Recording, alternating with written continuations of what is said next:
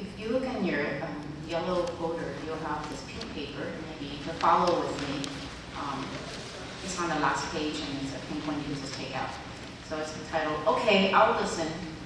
That's a parent talking. My team won't talk to me.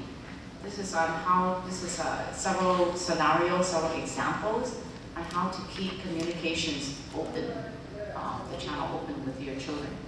Oftentimes we react. We always have a first reaction when we hear something from our children. And it's very important for us to stop, wait a few seconds, and then think about it, and then respond. So here's some examples.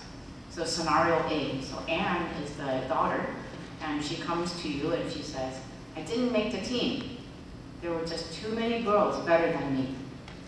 So the daughter can be upset about not making a team, and so the first thing the mother can say is, "Well, you should have worked harder and spent more time on it. You didn't study hard enough. You didn't work hard enough. You didn't practice enough." So that's our first reaction, because that's a very natural reaction. So we need to open a communication scope, because by saying this, the child doesn't want to talk to you anymore. So the second example would be a little bit better. It's a little easier for the child. It's hard on the parents to stop and think. You feel pretty depressed because you were cut. So you're putting a feeling to the emotion that this child is feeling. And this is called reflective listening. So it's a way to show teens that you're trying to really understand them. And you have to remember to respond to them tentatively, meaning that you don't act like you know it all. You don't know exactly what that they're feeling, but that you're trying to understand. So your tone of voice, your body language, the fact that you're just trying to check out a hunch, that you're trying to think about how they're feeling, the fact that you're trying that way, I think they will understand that you're making that effort. So when your teen is sharing about his or her feeling, before you react, wait about 10 seconds, think about this. What is my teen feeling? What is he or she feeling? And what brought on this feeling? Why is she feeling this way? So here's a couple of more examples. Scenario B is Eli. He's very sad. And he says, "Mary said she'd meet me at the party, but she never showed up. I was the only one there without a date." So the dad can say, as a question form, you try to understand. You feel hurt and embarrassed because she didn't come? So because it's a question, the child may be able to tell you more. "Yeah, I feel pretty bad," or whatever. It opens up the communication with the child. Whereas if the dad, for the second part, he says, "You were afraid that others would think that you were only one there without a date, that you weren't able to get a date." And that becomes a little bit analytical, a little bit more information than the child may be willing to express. Sometimes that's a little bit embarrassing coming from someone else to say that, "Oh, you didn't have a date, you didn't get a date."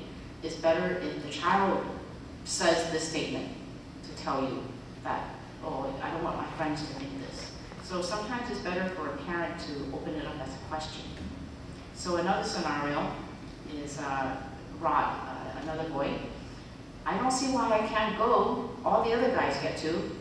I'm sure you've experienced this where you were the only parent that didn't allow your teenager to go do something. Because we've experienced that with our 3 children. The parent would say, "Well, that's just the way it is. You cannot go." That's very authoritative.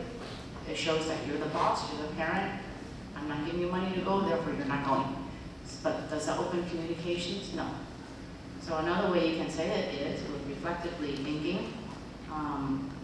You feel I'm being unfair because none of your friends have to live by this rule, or you feel that I'm being unfair.